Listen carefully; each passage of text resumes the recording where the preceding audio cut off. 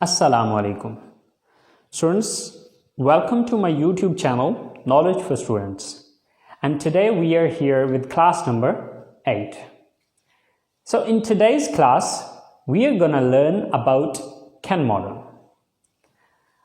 आज की क्लास के अंदर हम ये चीज़ सीखेंगे कि कैन जो मॉडल वर्ब है इसको कब, कहाँ और कैसे इस्तेमाल किया जाता है। लेकिन स्टूडेंट्स, अगर आप लोगों ने अभी तक मेरे YouTube चैनल को सब्सक्राइब नहीं किया तो प्लीज़ सब्सक्राइब के बटन पर क्लिक कर दें और साथ ही बेल आइकन पे क्लिक कर दें ताकि आपको हर नई आने वाली वीडियो का नोटिफिकेशन मिलता रहे। और प्लीज़ अगर आप इन वीडियो से कुछ सीख रहे हैं तो अपने दोस्तों के साथ और दूसरे लोगों के साथ भी इसको शेयर करें ताकि बाकी भी इससे फ़ायदा उठा सकें। तो चले आए स्टार्ट करते हैं। स्टूडेंट्स, सबसे पहले हम ये चीज़ अंडरस्टैंड करेंगे कि जो कैन का इस्तेमाल है वो किस मकसद के लिए होता है। फिर ये चीज़ देखेंगे कि उर्दू जुमलों में इसकी पहचान क्या है और फिर ये देखेंगे कि इसकी स्ट्रक्चर क्या है। Okay, so it is used to express ability, possibility and permission in the present. यानी कि इसका इस्तेमाल किया जाता है बयान करने के लिए एबिलिटी को, पॉसिबिलिटी को एंड परमिशन को इन द प्रेजेंट, मौजूदा वक्त में। तो यानी कि तीन चीज़ें बयान करने के लिए इसका इस्तेमाल किया जाता है। The first thing is ability. So first of all we need to understand that what is ability. तो सबसे पहले हमें ये अंडरस्टैंड करना है कि यार ये एबिलिटी होती क्या है। एबिलिटी कहा जाता है काबिलियत को या सलाहियत को, यानी कि कोई भी काम, जो काम आप कर सकते हैं, यानी कि जो काम करने की आपके अंदर अहलियत है, उस चीज़ को एबिलिटी कहा जाता है। तो यानी कि सबसे पहली जो चीज़ है जिस मकसद के लिए कैन का इस्तेमाल किया जाता है वो है एबिलिटी, यानी कि एबिलिटी को बयान करने के लिए। मिसाल के तौर पे मैं कहता हूँ कि जी मैं क्रिकेट खेल सकता हूँ, तो ये मेरी एबिलिटी है।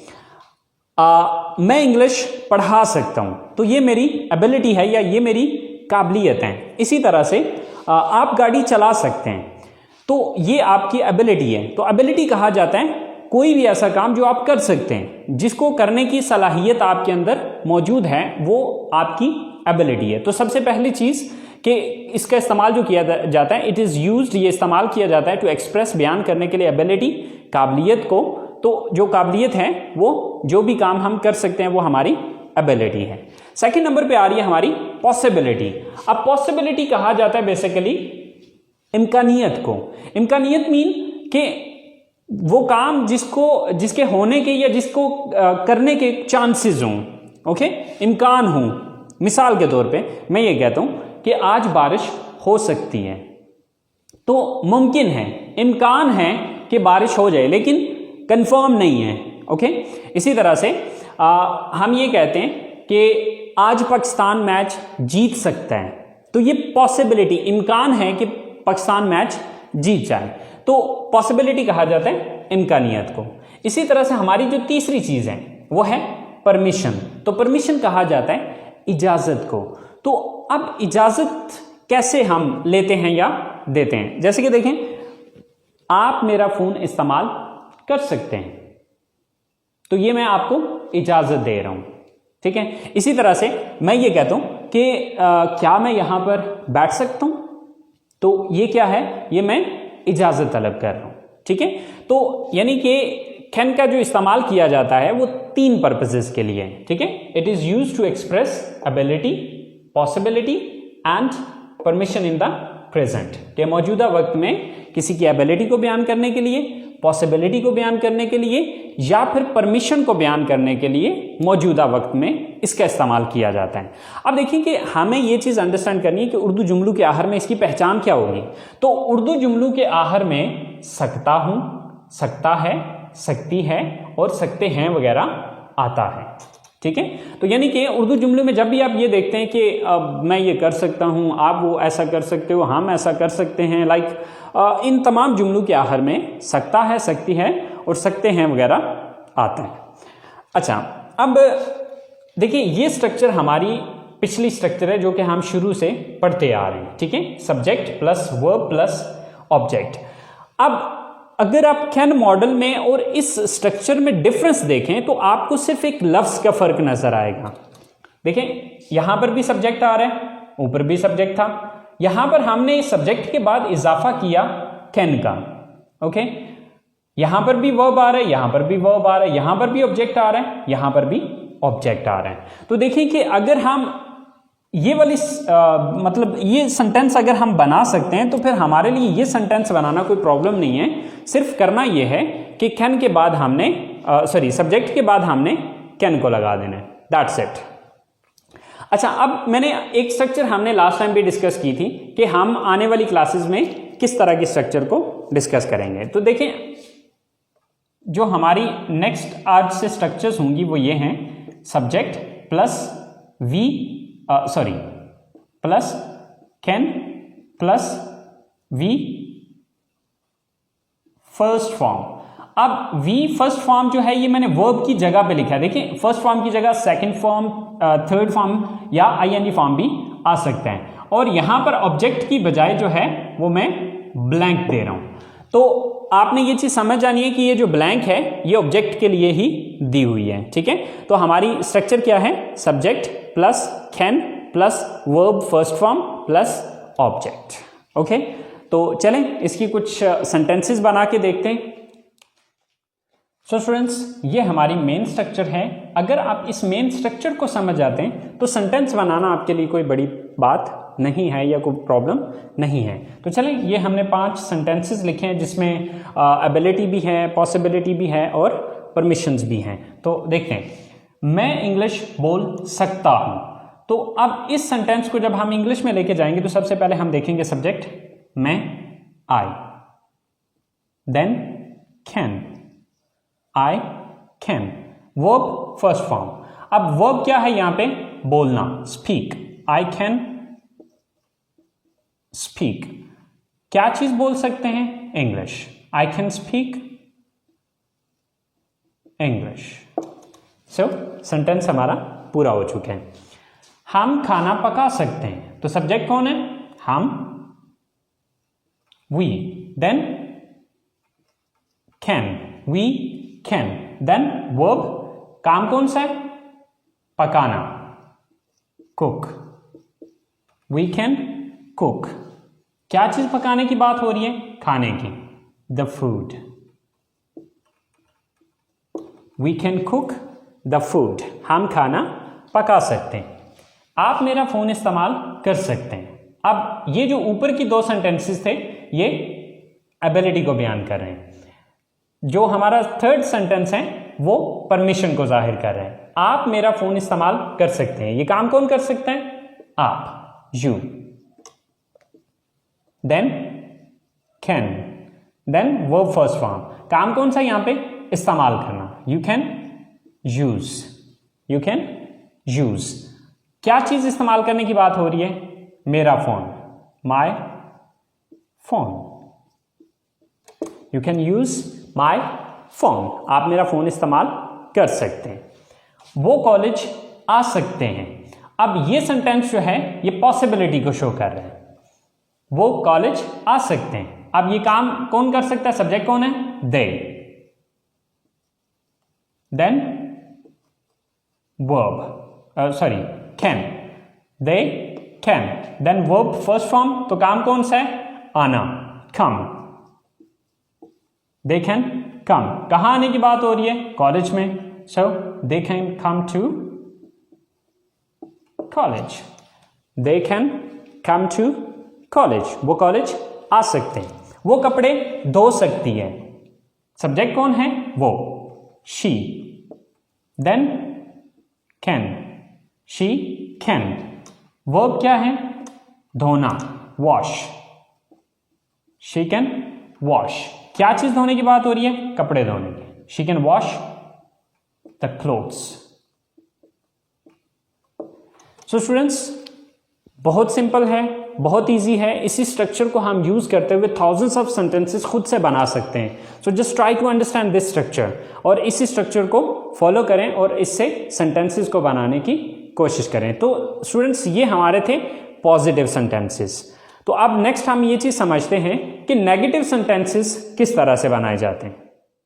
स्टूडेंट्स अगर आपको पॉजिटिव सेंटेंस बनाना आता है then negative sentences are not difficult, because हम लोग कर क्या रहे हैं कि पॉजिटिव सेंटेंस के अंदर हमारी स्ट्रक्चर थी subject plus can plus first form of the verb and then object.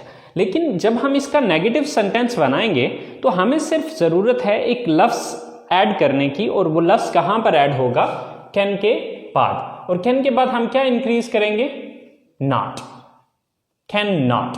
और इसका शॉर्टकट जब हम बोलने में आते हैं, जब हम स्पीकिंग कर रहे होते हैं तो हम उसका शॉर्टकट यूज करते हैं और वो है कांट। ओके, बाकी सारा सेंटेंस वही है जो कि हम पीछे इस्तेमाल कर चुके हैं। सो मिसाल के तौर पे हम कॉलेज नहीं आ सकते हैं, तो सब्जेक्ट कौन है, हम, we, then can't, we can't. Verb क्या है, आना, come, we can't come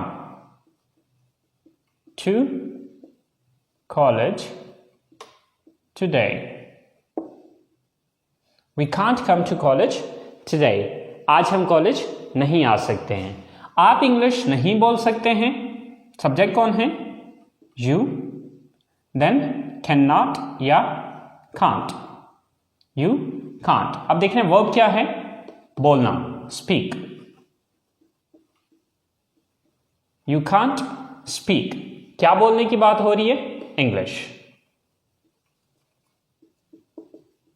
you can't speak English. आप इंग्लिश नहीं बोल सकते हैं। वो खाना नहीं पका सकती, सब्जेक्ट कौन है, वो, she, then can't, then verb क्या है, पकाना, कुक, शी कांट कुक। क्या नहीं पका सकती है, खाना, the food, she can't cook the food. वो खाना नहीं पका सकती है। आसिम गाड़ी नहीं चला सकता है, सो सब्जेक्ट कौन है, Asim, then can't, Asim can't. Then verb क्या है यहां पे, गाड़ी चलाना, ड्राइव, आसिम कांट ड्राइव। किस चीज को चलाने की बात हो रही है, गाड़ी को, the car, Asim can't drive the car. So students आपने देखा होगा कि हमने जो पिछले पॉजिटिव सेंटेंसेस बनाए थे, अब पॉजिटिव सेंटेंसेस के अंदर और नेगेटिव सेंटेंसेस के अंदर जो फर्क है वो सिर्फ नॉट का आ रहा है। यानी कि वहां पर हम पहले कैन यूज कर रहे थे, अब कांट या कैन नॉट यूज कर रहे हैं। अगर आप फुल फॉर्म में यूज करेंगे, लेकिन गाइस एक चीज आपने याद रखनी है कि राइटिंग के अंदर हमेशा पूरा लफ्ज ही आता है, ठीक है। आपने राइटिंग के अंदर कांट नहीं लिखना है, राइटिंग के अंदर आप पूरा कैन नॉट ही लिखेंगे, लेकिन स्पीकिंग के अंदर आपने कांट यूज करना है। सो अब हम इसकी तीसरी टाइप पढ़ते हैं सेंटेंसेस की, इंटरोगेटिव सेंटेंसेस। यानी कि हमें किसी से सवाल भी तो करना पड़ सकता है, तो जब हम इंटरोगेटिव सेंटेंसेस बनाएंगे तो उस सूरत में हम क्या चेंज करेंगे, उसके लिए एक छोटा सा रूल आपको पहले भी पिछली क्लासेस के अंदर मैंने आपको बताया था कि नेगेटिव सेंटेंसेस के अंदर ये चीज देखा करें कि किस लफ्ज के बाद हमने नॉट लगाया। जिस लफ्ज के बाद नॉट लगाया हुआ उसी लफ्ज को उठा के जुमले के शुरू में ले आए तो वो इंटरोगेटिव बन जाएगा। जैसे कि यहां पर हमने जो नॉट यूज किया था वो किसके बाद किया था, कैन के बाद नॉट यूज किया था। तो इसी कैन को उठा के जुमले के शुरू में हम लगाएंगे तो वो इंटरोगेटिव बन जाएगा या सवाल बन जाएगा। तो चले देखते हैं स्टूडेंट्स, इंटरोगेटिव सेंटेंसेस की जो स्ट्रक्चर है, सबसे पहले can, then subject, then first form of the verb and then object या other word. So students last पे इसके क्वेश्चन मार्क दिया जाएगा क्योंकि ये सवाल है। सो अब जैसे कि हमारे पास 4 सेंटेंसेस लिखे हुए हैं, क्या हम यहां बैठ सकते हैं? So first of all can, then subject, subject कौन है यहां पे, हम, we, can we. Verb, verb क्या है, बैठना, एक्शन कौन सा है, बैठना, सो कैन वी सिट।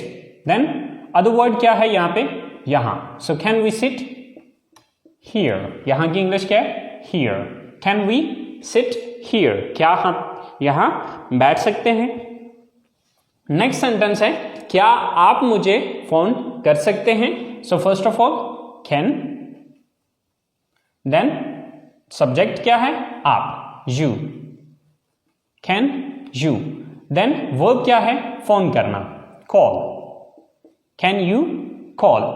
अब किसको फोन करना है, ऑब्जेक्ट क्या है यहां पे, मुझे, me, can you call me, क्या आप मुझे फोन कर सकते हैं। Same like that third sentence है क्या वो आपकी मदद कर सकते हैं। So first of all can, then subject, subject क्या है वो, can they, then first form of the verb, verb क्या है यहां पे, एक्शन कौन सा है, मदद करना, हेल्प, कैन दे हेल्प, किसकी मदद करने की बात हो रही है, आपकी। सो आपकी इंग्लिश क्या है, you, can they help you, can they help you, क्या वो आपकी मदद कर सकते हैं। इसी तरह से लास्ट सेंटेंस है क्या मैं आपका कंप्यूटर इस्तेमाल कर सकता हूं। सो सबसे पहले कैन, देन सब्जेक्ट क्या है, इस्तेमाल करने वाला कौन है, किसने इस्तेमाल करना है, मैंने, आई, कैन आई, वर्ब क्या है, इस्तेमाल करना, यूज, कैन आई यूज, किसको इस्तेमाल करना है, आपका computer, your computer. So can I use your computer, क्या मैं आपका कंप्यूटर इस्तेमाल कर सकता हूं। सो स्टूडेंट्स देखिए कि कितना आसान है, जस्ट एक एक लफ्ज की रद्दोबदल करनी है, आगे पीछे करना है और वो इंटरोगेटिव बन जाएगा।